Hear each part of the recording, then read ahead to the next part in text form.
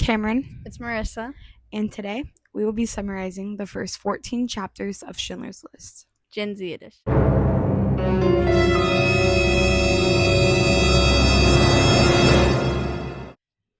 Did you know that Oskar Schindler is a Nazi? I thought Oskar Schindler was known for saving the Jews. Well, the prologue says that Oskar is at the special squad's house, the sergeant's house, which is a part of the Nazis. At the dinner, Oskar Schindler met with Nazi men that owned some concentration camps. Well, he also met this name named Bosch, and Bosch tells Oskar that his aunt is ill and he needs some supplies from his kitchen business. This guy's aunt isn't ill, and he just wants supplies. Oskar only gives him the supplies so it can benefit him in the future. The host of this party is named Eamon Goeth, and he's the high-ranking chief commander of this camp. And he beats his maid named Lena, that is Jewish, and Schindler is secretly nice to her on the DL. Schindler talked to Lena in private, and she told him her sister is trapped in a concentration camp. Lena then gives him some money to try and bail her sister out if there's ever a chance. Oskar gives her advice to stay in good health so she doesn't get killed. To sum this up, Oskar owns a business of kitchen supplies, and he has a swastika on his vest, and he's trying to help Jewish enslaved people. Did you know Oskar's family was Catholic? No, I didn't. Oskar was born April 28th, 1908, and attended a German grammar school. In later years, he married this girl named Emily, and he didn't stay faithful to her. Oskar's dad's business went bankrupt, and since Oskar worked for his dad, he found a new job as a salesman. After this, Oskar's dad divorces his mom, and Oskar tends to resent his dad for this, and later after that, his mom passed away.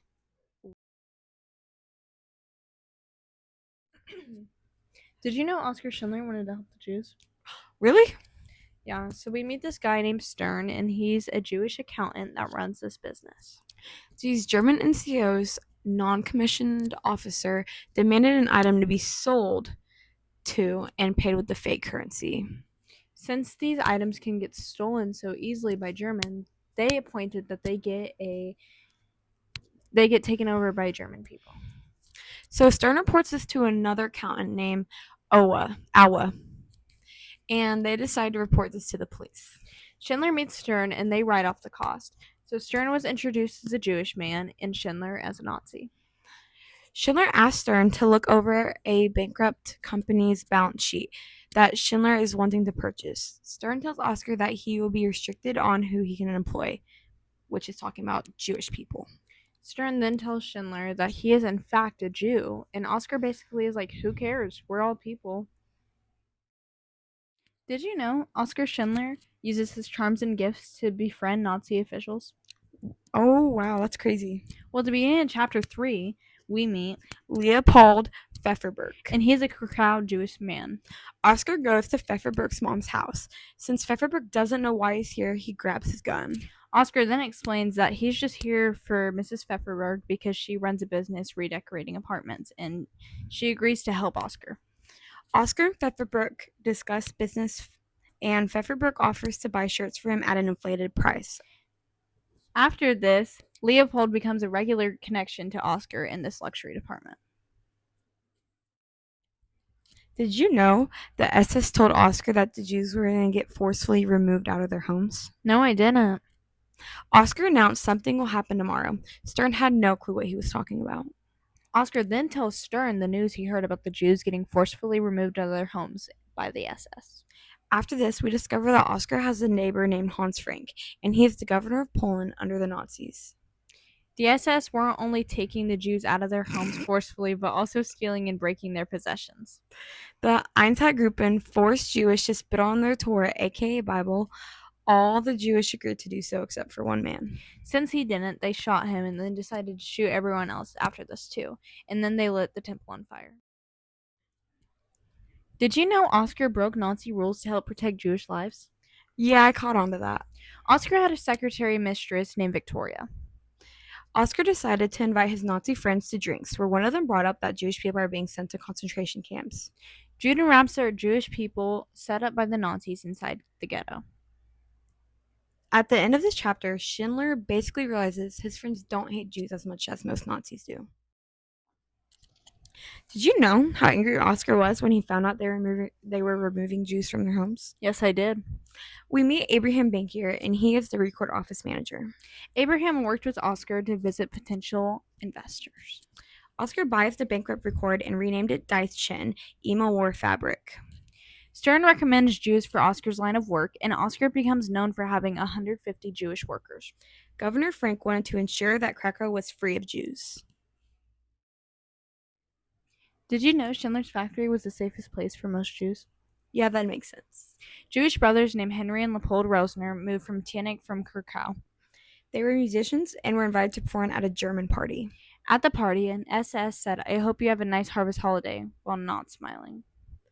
When he said that, the brothers understood that as a threat, so the brothers moved back to Krakow. Keeping Jewish people on their toes or feeling unsafe, it was a manipulative tactic often used by Nazis. Did you know Nazis tried to defend concentration camps by saying it was a safe place for Jews? No way. Business going well for Oscar as he opens the munitions because he wanted to maintain a useful image.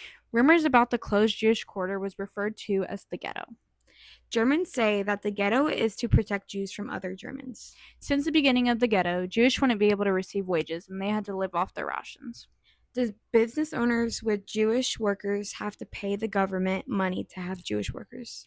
This caused Oscar to hire more Jewish workers, and Oscar wanted to make sure that his employees knew that they're safe there.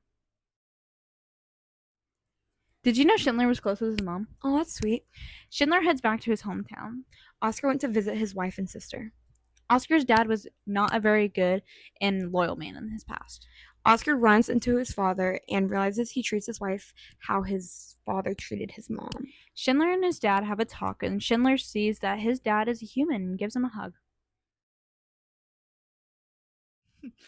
Did you know Pfefferberg joined the OD, the ghetto police that are Jewish? So the Jews are turning on each other? Yeah, basically.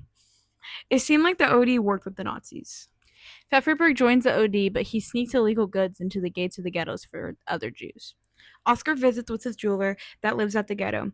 He's informed that it's becoming stricter. The OD made a list of unsatisfactory ghetto dwellers. Pfefferberg wanted out, so he saw the doctor, and the doctor felt bad for him and trained him how to fake back injuries. Did you know Schindler went to jail? No way, Jose. Oscar makes friends with two men named Kuhnpass and Jareth. Kuhnpass owns a German book factory, and Jareth is a farm owner and unofficial manager. In 1941, Oscar got arrested due to a tip.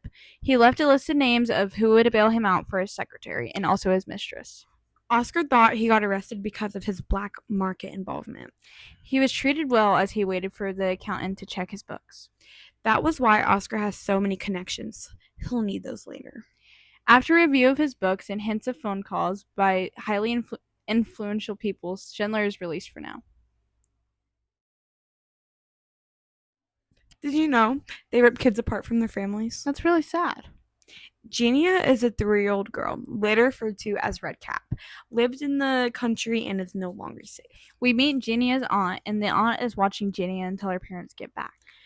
We then flash to Oscar's birthday getting celebrated at the office. Oscar kisses his Jew employee in front of everyone. Oscar gets taken to a jail and he isn't treated as good this time. Oscar is genuinely worried about getting out this time. He is hoping his secretary will make some calls. Oscar meets with Rolf Suzerda and tells him he was just drunk when he kissed her. Suzerda tells Oscar to not get involved with Jewish girls because they don't have a future. Did you know how important Blauschkins and stickers were? No. In chapter 13, the Rosner brothers moved to the ghetto and perform at a restaurant. The ghetto had turned into a Jewish community. That changed in 1942, as the ghetto was simply a temporary stop before moving elsewhere. The Rosner brothers could not play music as a profession, so they got other jobs. Henry Rosner meets with the German named Richard at his new job. He brings his girlfriend to visit Henry at the ghetto. Richard says Oleg, Henry's son, should stay with his girlfriend. Henry's family has their own sticker, which is a permit showing they are necessary for war effort. Pfefferberg began tutoring the OD chief's children. He went to the bank to get his Blauschkin with no worries. He was denied and forced to join a line of rejects. He spotted an OD he used to teach, who lied to get him out of there. Pfefferberg went to the labor office and got a meeting with Schepesi. He says they do not need teachers. Remembering Oscar once offered him a job, he says he is a metal polisher. He was then approved. Later, Schepesi was sent to the Auschwitz for being easily persuaded and gets killed. Did you know how much Oscar cares for his employees? No, I didn't. Oscar hears the ghetto is getting more intense. So someone suggests he puts beds in his factory so his employees may get to work on time. Some of the Jews took up the offer, but others didn't want to leave their families. Oscar got a call saying some of his workers got taken from homes and sent to concentration camps. The Jews think it's a labor camp, but they are going to get gassed. Oscar drove to the ghetto and searches for his other employees, but is stopped by an SS worker. The SS says the list can't be argued. Then Oscar asks for his supervisor and says he will take it up with the general. The SS officer caves and lets him take 12 of his employees, but makes sure to let him know that 12 other Jews will be taking his place. Oscar's employees tell him that they forget to pick up their stickers, and Oscar makes them. Hey guys, she broke her mic. I fixed it. Oh, she fixed it. No. So the Jews are turning on each other? It seemed like the OD worked with Nazis. What? It's a 7. Ogo loco. No. What is so funny? I know she's saying bitch. Hello. Did you know Oscar's family was a Catholic? Okay, ready? 3? Okay, not yet. We're not gonna say it. 3, 2. Thought he'll. You started tickling my foot. Okay, ready? 3. Okay. We're starting. We're starting?